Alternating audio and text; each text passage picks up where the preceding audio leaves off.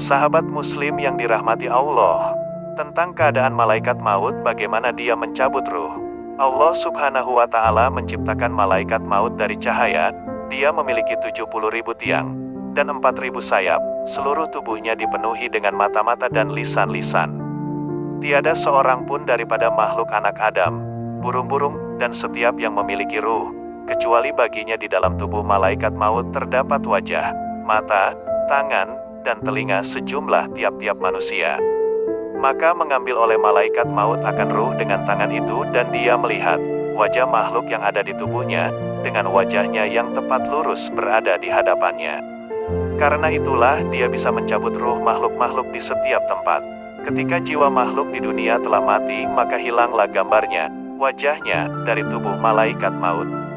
Dalam riwayat lain, dikatakan, sesungguhnya malaikat maut memiliki 4 wajah. Wajah pertama ada di depannya, wajah kedua ada di kepalanya, wajah ketiga ada di punggungnya, dan wajah keempat ada di kedua telapak kakinya. Dia mencabut ruh-ruh para nabi dari wajah di kepalanya. Dia mencabut ruh orang-orang mukmin dari wajah di depannya. Dia mencabut ruh orang-orang kafir dari wajah di belakang punggungnya. Dan dia mencabut ruh jin dari wajah di kedua telapak kakinya. Salah satu dari kedua kakinya ada di atas jembatan neraka jahanam, dan kaki lainnya ada di atas ranjang di surga. Dikatakan, dalam riwayat lain, tentang besarnya malaikat maut, sesungguhnya jika dituangkan semua air di lautan dan di sungai ke atas kepalanya, maka tidak akan terjatuh darinya air setetes pun ke bumi. Dikatakan, dalam riwayat lain, sesungguhnya Allah yang maha luhur menjadikan dunia seisinya di dalam lambung perut. Malaikat maut seperti hidangan makanan yang disuguhkan di hadapan seseorang agar dia memakan apa yang dia inginkan. Seperti itulah malaikat maut di dalam makhluk-makhluk. Dia membolak-balikkan dunia sebagaimana seseorang membolak-balikkan sekeping dirham. Dikatakan, dalam riwayat lain, malaikat maut tidak akan turun kecuali kepada para nabi dan rasul. Malaikat maut memiliki pengganti dalam mencabut ruh-ruh binatang buas dan binatang ternak.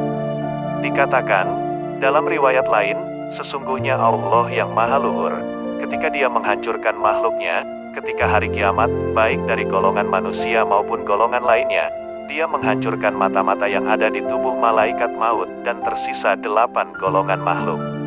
Dikatakan, dalam riwayat lain, mereka yang tersisa adalah malaikat Israfil, malaikat Mikail, malaikat Jibril, malaikat Israel, dan 4 malaikat Hamalatul Arsy, penyangga arsy. Adapun mengetahui habisnya ajal, sesungguhnya malaikat maut, ketika jatuh kepadanya tulisan kematian dan waktu sakit seorang hamba, dia berkata, "Wahai Tuhanku, kapan aku akan mencabut ruh hamba itu? Dalam keadaan dan kondisi bagaimana aku akan menghilangkan, mencabut ruhnya?" Lalu Allah yang maha luhur menjawab, "Wahai malaikat maut, ini adalah ilmu gaibku. Tidak ada seorang pun yang mengetahuinya selain aku. Tetapi, aku akan memberitahumu waktu datangnya, dan aku akan menjadikan bagimu tanda-tanda yang mana kamu bisa berpegang gelombang pada tanda-tanda itu. Sesungguhnya malaikat yang mana dia dipasrahi dengan jiwa-jiwa dan amal mereka akan datang kepadamu. Lalu dia berkata, telah sempurna jiwa fulan, dan malaikat yang mana dipasrahi atas rizki-rizki dan amal-amalnya akan berkata, telah sempurna rizki dan amalnya. Dan jika hamba itu tergolong orang-orang yang beruntung, maka akan jelas di atas namanya yang tertulis di dalam buku catatan amalnya yang ada di hadapan malaikat maut, yaitu sebuah garis dari cahaya putih di sekitar namanya.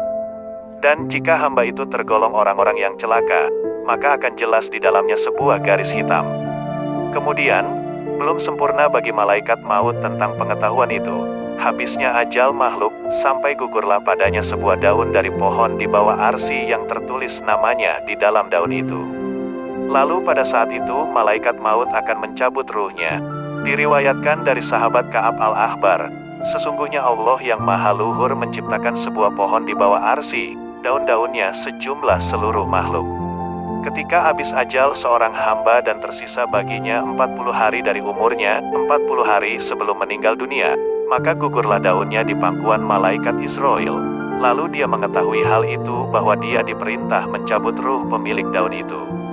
Dan setelah itu para malaikat di langit menamainya sebagai mayit. dia masih akan hidup di muka bumi selama 40 hari.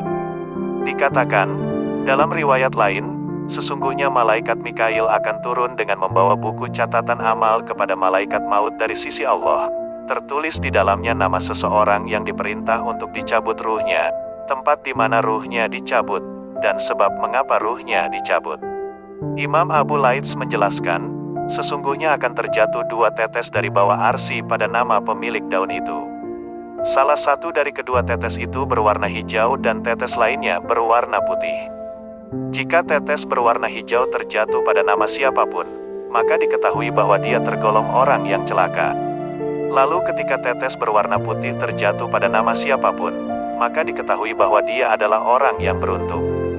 Adapun mengetahui tempat di mana seseorang meninggal dunia, maka dikatakan, dalam riwayat lain, sesungguhnya Allah yang Maha Luhur menciptakan malaikat yang dipasrahi terhadap setiap anak yang dilahirkan. Malaikat itu disebut malaikat Arham, malaikat yang mengurus anak yang akan lahir dalam kandungan. Ketika dilahirkan seorang anak, maka malaikat Arham diperintah untuk melipat, memasukkan dan mencampur secara batiniah air sperma yang ada di dalam kandungan ibunya dari tanah bumi yang mana dia akan meninggal dunia di atas tanah itu.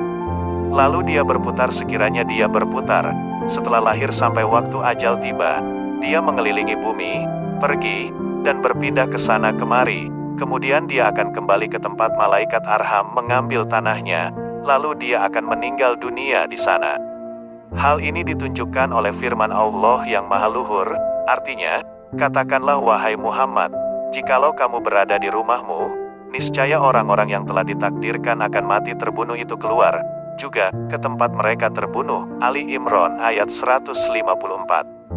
Dan atas keterangan ini ada sebuah cerita, yaitu sesungguhnya malaikat maut pernah menampakkan diri pada zaman dahulu. Dia masuk kepada Nabi Sulaiman alaihi salam. Lalu dia terus menatap seorang pemuda di sekitar Nabi Sulaiman. Pemuda itu pun gemetaran. Ketika malaikat maut telah pergi, pemuda itu berkata kepada Nabi Sulaiman alaihi salam, "Wahai Nabi Allah, aku ingin engkau memerintahkan angin untuk membawaku ke negara Cina." Lalu Nabi Sulaiman pun memerintahkan angin untuk membawanya ke negara Cina. Setelah beberapa waktu, malaikat maut pun kembali kepada Nabi Sulaiman. Lalu beliau bertanya kepada malaikat maut tentang sebab dia menatap pemuda itu. Malaikat maut pun menjawab, "Sesungguhnya aku diperintahkan untuk mencabut ruhnya pada hari itu. Namun aku melihatnya ada di sekitarmu. Aku pun terheran-heran karena hal itu." Karena terheran-heran, malaikat maut hilang sesaat dari pandangan pemuda itu. Lalu, Nabi Sulaiman menceritakan kepada malaikat maut tentang kisah pemuda itu, tentang alasannya meminta beliau untuk memerintahkan angin agar membawanya ke negara Cina. Malaikat maut pun berkata, "Aku telah mencabut ruhnya pada hari itu di negara Cina."